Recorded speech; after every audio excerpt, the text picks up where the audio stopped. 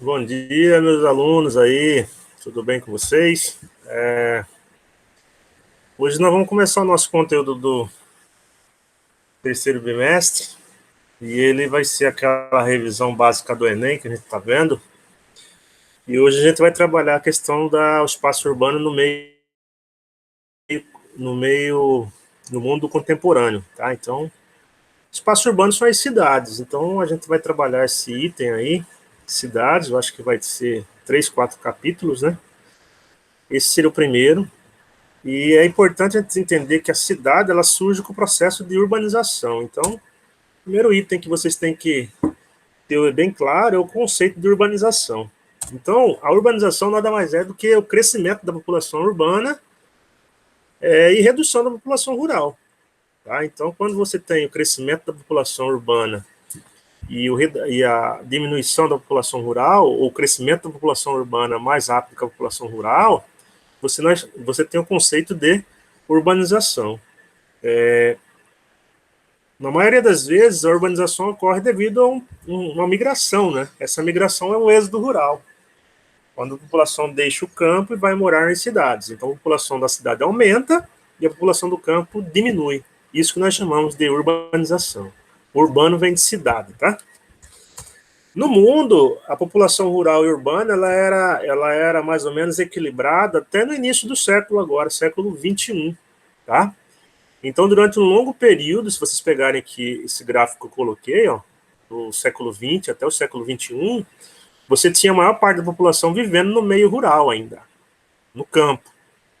Apenas em 2008, aqui tem o corte, né, que nós temos o quê? A população urbana superando a população rural no mundo. E a tendência aqui pelo gráfico, uma estimativa, é que em 2050, a maior parte da população mundial esteja vivendo nas cidades. Tá? Então, esse fato da urbanização, a maior parte da população vivendo em cidades, é um fato bem recente, principalmente porque tem muitos continentes ainda que a maior parte da população ainda vive, ainda habita, né, o campo. Tá? Então, é um fato bem recente. Se cair no Enem, a urbanização é um fenômeno recente, sim, é um fenômeno recente, e só agora, em 2008, a maior parte da população mundial passou a viver nas áreas urbanas, ou seja, nas cidades. O processo em si, pessoal, ele é desigual, conforme eu disse há pouco. Dependendo do continente, ele vai ter o quê? Mais gente vivendo na área urbana e mais gente vivendo na área rural, melhor dizendo. Então, aqui, se vocês pegarem uma projeção aqui, um dado da ONU, né, 1950, 60, até 2030, vamos pegar 2020, é o ano que nós estamos, você vai ver que na África ainda você vai ter uma parte da população vivendo, né, a maior parte da população vivendo no campo ainda, né, aqui você não tem aqui 50%, aqui está a faixa de 50%.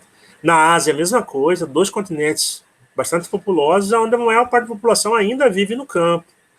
Ou seja, são os continentes que ainda apresentam um baixo índice de urbanização. Europa, a maior parte da população está nas cidades, né? Já ocorreu a urbanização, foi o primeiro continente a passar por esse fenômeno, lá no século XVIII, com a Revolução Industrial. O processo de industrialização fez com que as pessoas migrassem do campo para a cidade, e tanto na primeira como na segunda revolução favoreceram bastante a urbanização do continente europeu. Mas aí você tem o vermelho aí mais escuro, né? A América Latina e o Caribe, também mais de 80% da população vivendo nas cidades. E no mundo, a maior parte da população, né, no caso aqui desse exemplo, se encontra aqui na América do Norte. A maior parte da população, mais de 80% de quem mora na América do Norte, Estados Unidos, Canadá e México, mora nas cidades. E aí vem a Oceania. Então, são 3 dos 5 continentes habitados, né, com exceção da Antártida, 3 deles, né, principalmente aqui a Europa, América e Oceania, a maior parte da população vive no meio urbano. E aqui tem um outro slide que eu coloquei, as diferentes processos de urbanização, né? Então, não foram iguais, conforme o país. Então, nos países desenvolvidos, ela é antiga, ela vem desde lá da primeira e da segunda Revolução Industrial, que eu falei há pouco, principalmente na Europa e na América do Norte. Ela foi lenta, ela foi mais cautelosa, ela foi um pouco melhor planejada. As primeiras cidades europeias eram muito ruins também. Muita poluição, muitos problemas de saúde, né, falta de saneamento. Só que com o tempo houve uma melhora, principalmente devido à reivindicação da população. E lá formou uma densa rede urbana, uma rede de cidades que são interligadas e é uma série de interdependências entre elas. Nos países subdesenvolvidos, a urbanização é um fenômeno recente, ele ocorre principalmente após a Segunda Guerra Mundial, diferentemente do continente europeu e da América do Norte, ela foi rápida, ela foi acelerada e ela foi sem planejamento. Aí fez com que as cidades crescessem, né? E houvesse o quê? Uma expansão das cidades, o que nós chamamos de macrocefalia urbana. É um crescimento desordenado das cidades nos países subdesenvolvidos. E essa existência da rede urbana ela foi incompleta, ou seja, você não tem uma certa interdependência, uma interligação entre as cidades na maioria dos países subdesenvolvidos. Então, o processo de urbanização, de forma resumida, ele foi melhor organizado, mais lento, né, nos países desenvolvidos e mais rápido, desorganizado, desenfreado nos países pobres, nos países subdesenvolvidos e também nos emergentes. Aí o que você tem? Quais são os fatores que contribuem para o processo de urbanização? Veja bem, a urbanização ocorre devido a fatores, né, que fazem com que a população migre da área urbana para da área rural para a área urbana. Né? Então, essa transformação do espaço natural, do espaço rural, em espaços urbanos, espaços de cidades. Fatores que condicionaram isso, nós colocamos aqui, fatores atrativos e repulsivos.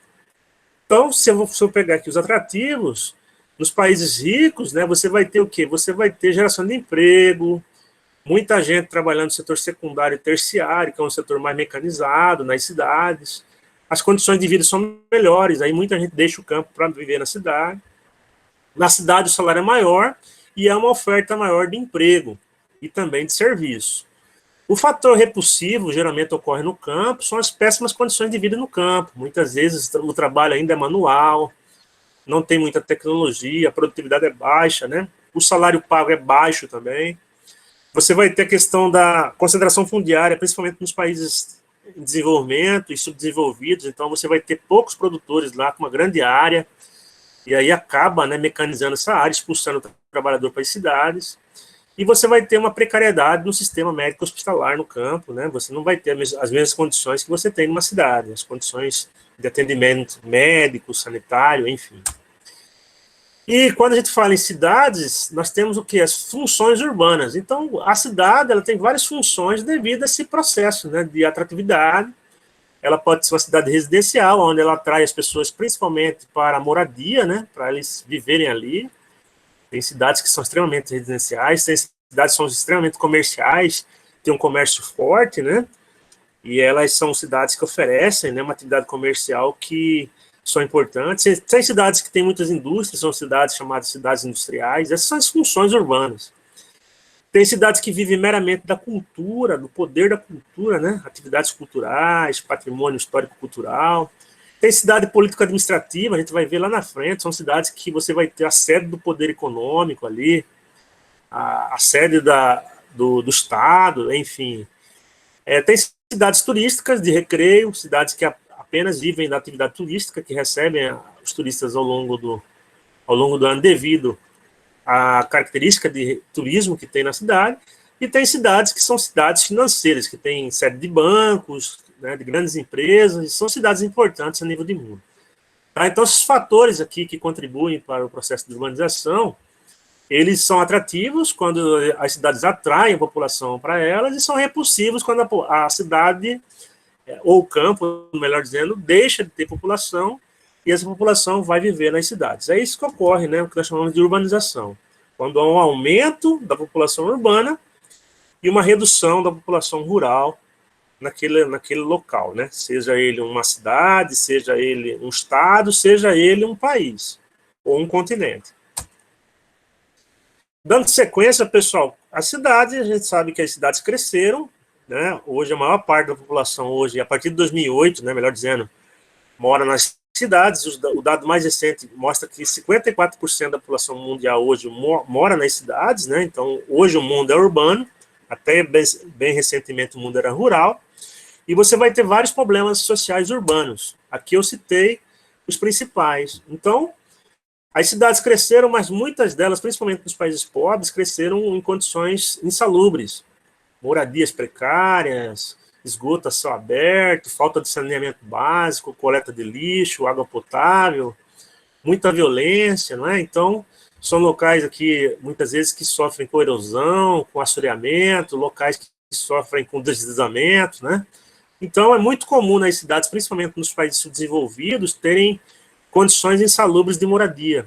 Então, hoje, a taxa de pessoas que vivem no mundo aí, em condições, em locais inadequados, gira em torno de 800 milhões de pessoas. De 800 milhões a 1 bilhão de pessoas vivem em condições de moradias inadequadas, tá? São condições onde a população vive, muitas vezes, em uma grande quantidade, um grande aglomerado de pessoas dentro da residência, no próprio bairro, né? As casas são mal acabadas, não tem a estrutura, muitas vezes são casas, são favelas, né? Esse fenômeno é chamado de favelização, que é o crescimento de áreas inadequadas, né, de moradias precárias, próximo aos centros urbanos, porque geralmente facilita o acesso do trabalhador ao seu emprego, né? E aqui você vai ter uma série de problemas sociais, né? Então você vai ter problemas de doenças, enfim, problemas de violência. Aqui tem a questão envolvendo o tráfico de drogas, tudo ocorre nesses locais aqui, porque muitas vezes são locais que foram formados, o proprietário da residência não tem o título da terra, foi uma área invadida, e até mesmo o poder público não tem como dar suporte a essa área, muitas vezes, devido à total falta de planejamento. Então, o que você tem nas cidades? Você gera um quadro de desigualdade, os bairros de pobres e os bairros de ricos. Então, aqui tem uma imagem bem clara, né? Um bairro residencial aqui com arranha-céus, com prédios, e um bairro aqui com habitações precárias, né? Geralmente, as habitações não têm nem o mesmo reboco na parte externa e interna. Muitas vezes é uma casa muito simples, não tem nenhum contrapiso dentro da casa, né? Porque a população de baixa renda, muitas vezes, tem que trabalhar próximo ao centro e aí acaba habitando esses locais aqui próximo ao centro, através de invasões, o que gera uma série de problemas sociais aqui dentro, né, dessas áreas.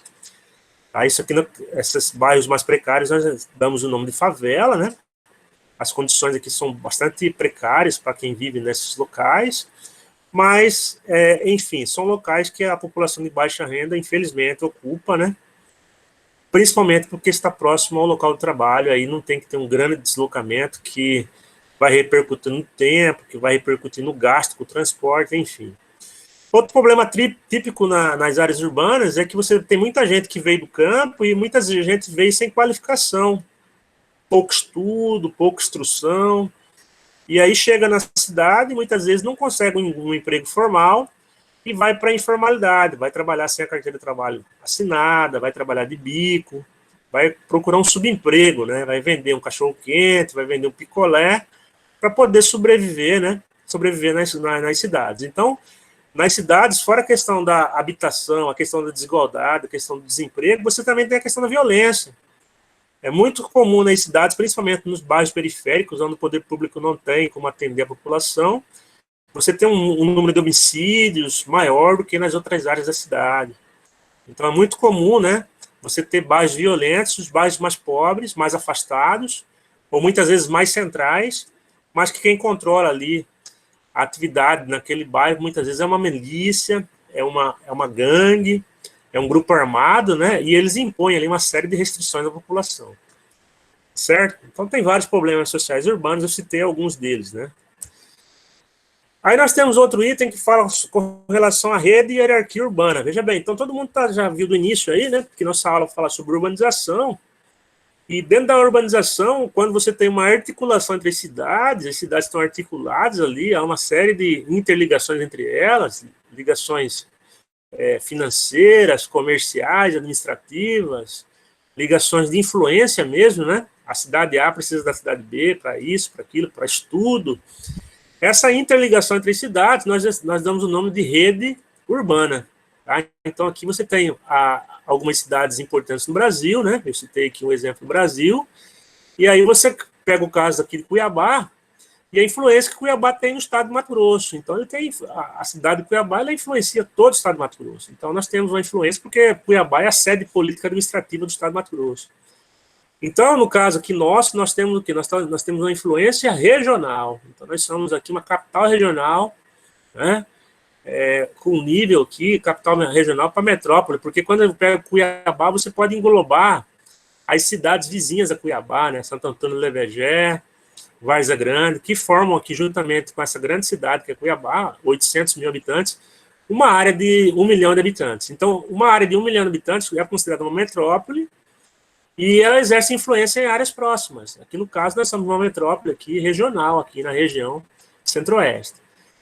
A hierarquia urbana difere um pouquinho da rede, porque você tem o quê? Você tem essa questão da influência, a influência que as cidades maiores exercem sobre as cidades médias e sobre as cidades menores. Antigamente, você tinha um exemplo clássico da hierarquia urbana, onde a metrópole nacional exercia influência sobre a metrópole regional, a metrópole regional influenciava o centro regional influenciava a cidade local, e a cidade local influenciava a área rural, que era a vila. Correto? Então, isso aqui era um esquema clássico que nós tínhamos aí até bem pouco tempo atrás. Hoje, não. Hoje, você pode ter a influência da metrópole nacional, que é o esquema atual, não só na metrópole regional, mas em todas as áreas dentro daquele perímetro ali de estudo. Então, a metrópole nacional pode influenciar diretamente a cidade local, que influencia a vila, pode influenciar o centro regional, que pode influenciar, inclusive, a metrópole regional. Ou seja, hoje a influência da metrópole nacional ela não fica apenas sobre as áreas metropolitanas, né? Ela vai além, ela vai para os centros regionais, ela vai para as cidades, e ela chega, inclusive, nos pequenos vilarejos. Então, esse esquema aqui de hierarquia urbana, o que é hierarquia urbana, professor? É quando uma cidade exerce influência sobre a outra. A influência econômica, a influência social, a influência cultural, a influência esportiva, a influência educacional. Isso que é uma hierarquia urbana. Então, geralmente, a metrópole, né, a grande cidade, a cidade mais importante do Brasil, ela exerce influência sobre todas as cidades aí a nível regional, a nível local e, inclusive, nas áreas menores a nível de vilarejo. Então, hoje, o esquema da hierarquia urbana já é um esquema um pouco mais complexo do que você tinha no passado. No passado, era esse esqueminha aqui, né, onde a metrópole nacional influenciava as demais cidades aqui. Hoje não, hoje a metrópole nacional ela influencia todo o território, inclusive tem metrópoles aí que são mundiais que influenciam todo mundo, tá? A gente vai ver daqui a pouco. Aí nós temos o item 4, aqui já vou entrar nesse assunto, né, que fala sobre a questão da rede urbana novamente. Então nós já vimos que a rede urbana é esse conjunto de cidades, né, interligados, articulados, onde você tem a influência das cidades maiores, né, metrópoles, sobre as demais cidades, que eu falei agora, hierarquia urbana, e dentro de uma rede urbana você vai ter o quê? 2 tipos básicos de cidade. Você vai ter aquelas megacidades, são cidades populosas. Aqui a questão mais importante é a questão populacional, é o quantitativo, né? Recebe esse termo porque a cidade é muito populosa. E você vai ter a cidade global, que caracteriza por sua influência, não a questão, não deixando de ser importante a questão populacional, mas a importância da influência mesmo que a cidade exerce. Muitas vezes a cidade chamada global, ela não tem uma grande população, mas ela tem uma influência econômica, financeira, política mais importante que as megacidades. Então, hoje no mundo você vai ter importantes cidades globais, são cidades que exercem influência no mundo todo, tá? E elas são diferenciadas por categorias. Então, você vai ter a cidade global alfa, a cidade global beta e a cidade global gama. Como assim, professor? A alfa é aquela que exerce influência a nível de mundo mesmo. Nova York, Londres, Paris, Tóquio, né? Tem a alfa 2+, e a alfa 1+. Aqui, essas duas primeiras, Londres e Nova York, seria a alfa 2+, ou seja, são cidades que são importantes no mundo. Paris, Tóquio, seria a cidade global alfa+, teria 1+ só. Aí você tem Chicago, Frankfurt, Hong Kong, Los Angeles, Milão, Singapura, são cidades globais alfa, mas também são 1+, só apenas. Então elas exercem influência em grandes porções da Terra, ou na Terra toda, né? Hong Kong é um grande ponto comercial, financeiro, tecnológico na Ásia. Los Angeles é um importante ponto comercial, financeiro, cinematográfico nos Estados Unidos, né? Milão, no norte da Itália, tem uma grande influência naquela região. Singapura na Ásia, né?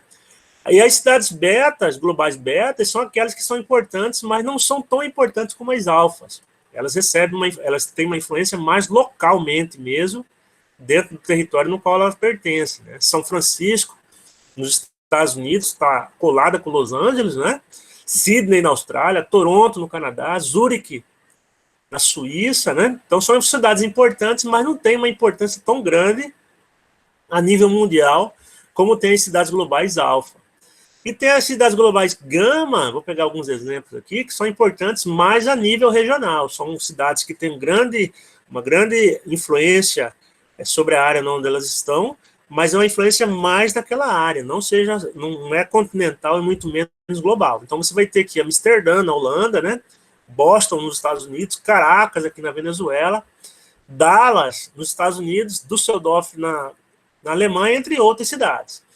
Nesse caso que nós temos no Brasil, aqui no caso de São Paulo, uma cidade global de nível beta. São Paulo tem influência em toda a América Latina. Então, ela é uma cidade global, ela tem uma influência numa grande área do globo, principalmente na América Latina, só que ela não é uma alfa, ela é uma beta, porque a influência dela fica restrita mais aqui à América Latina. Aqui não tem, mas tem o Rio de Janeiro. Ela tem uma grande influência aqui, não está aqui na nossa relação, mas é uma cidade global também, são as duas cidades globais do Brasil, só que no nível gama. Ela se encontra aqui no sudeste do Brasil e influencia aqui boa parte da América do Sul. Tá? Então é uma cidade importantíssima aqui na América do Sul, a cidade do Rio de Janeiro, que exerce uma grande influência aqui, principalmente no Brasil, juntamente com São Paulo. Ok, pessoal? Então esse é o nosso conteúdo. Aqui segue o nosso exercício. Aí vocês procurem fazer no tempo de folga de vocês, tá? Que lá na frente eu vou explicar como que vocês vão encaminhar esses exercícios, tá? Eu vou ter que, vou receber agora somente pelo AVA, aí aos poucos vocês vão fazendo lá o exercício, vão encaminhando pelo AVA, ou deixo para encaminhar tudo no final, num arquivo único, que aí eu dou a nota de conceito em cima disso. Valeu, galera! Então fiquem com Deus aí, obrigado pela visualização da aula, né? Aqui são os exercícios, são 5 questões do conteúdo que eu dei, qualquer coisa vocês pesquisem na internet, tá? Mas não é tão difícil não, é bem tranquilo de ser resolvido. Fique com Deus aí, até a próxima, tá? Agora eu vou encerrar aqui a gravação.